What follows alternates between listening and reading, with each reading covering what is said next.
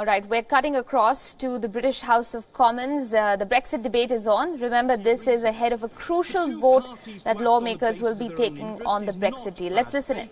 And the Attorney-General knows it.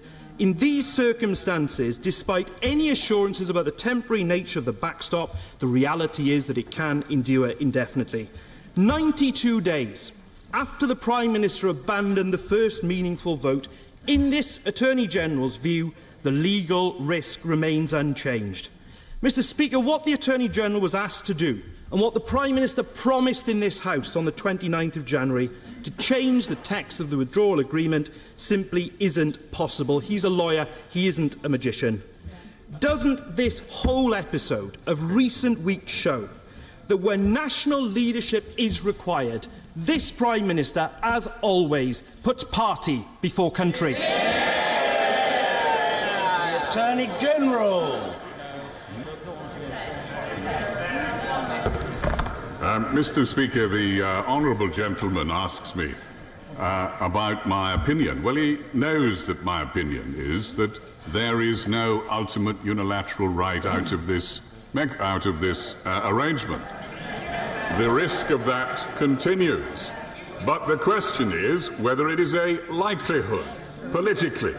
I have to say, Mr. Speaker, that one thing we didn't hear from the honourable gentleman is what the Labour Party's position was on the backstop. Do they accept the backstop? Do they think it's a good thing? And if they think it's a good thing, why on earth are they criticising it? Or is it just the usual political opportunism that one expects to hear from the front bench of the Labour Party? And let me say to the honourable gentleman, he says to me there's nothing new in this agreement. That is not so.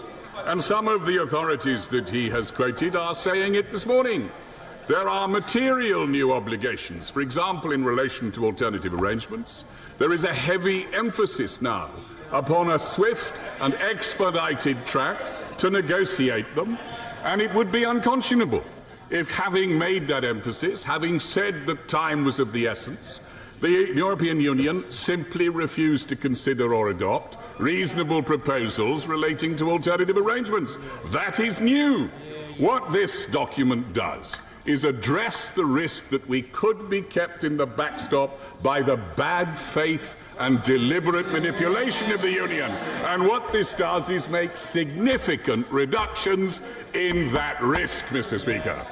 So I say to the honourable gentleman, it would be a good thing if we could hear from the Labour Party just occasionally, more than just political shenanigans, but some sincere engagement with the real issues that this withdrawal agreement now raises. The question now, Mr. Speaker, is do we assume our responsibilities as a House and allow not only this country, yearning as it is, for us to move on, but the entire continent of Europe? And to do that, Mr. Speaker, the time has come now to vote for this deal. Mr. Ian Duncan-Smith. Mr. Speaker, can I first of all welcome my right honourable learned friend to his place. He has shown absolutely that he is what he should be, an independent adviser to the government. And I congratulate him for that, because that is exactly what he should be. Can I ask him this particular question, given the clarity of his advice, as he will know that I and others have spent some time looking and working on alternative arrangements. I would like to clarify exactly what force he thinks that those would be, as he said just now, that they have an obligation to consider and or adopt such proposals if made in a reasonable way. How does that square with his paragraph 16, where he says it would be highly unlikely that the United Kingdom could take advantage of the remedies available to it if such a breach under the withdrawal agreement occurred? Mr. Speaker, I think my right honourable friend has, by paragraph 16, wrong, if I may respectfully say.